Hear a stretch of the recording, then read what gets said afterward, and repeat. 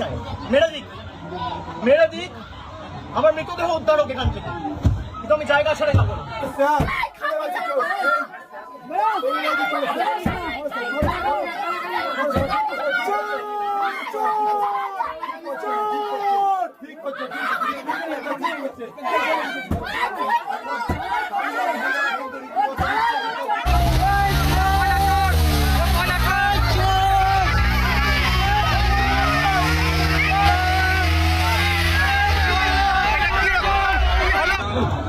মাথাটা বেঁচে গেছে খালি আমার একটা হেলমেট পরেছিলাম। আমার এখানে যারা সহকর্মীরা ছিল এরা বুদ্ধি খাটিয়ে একটা হেলমেট দুটো হেলমেট জোগাড় করে রেখেছিল, বললো দাদা এটা মাথায় পড়ে নি। আপনি দেখুন আমার জামা কাপড়ের অবস্থা, 15 বছর চশমা ভেঙে দিয়েছে।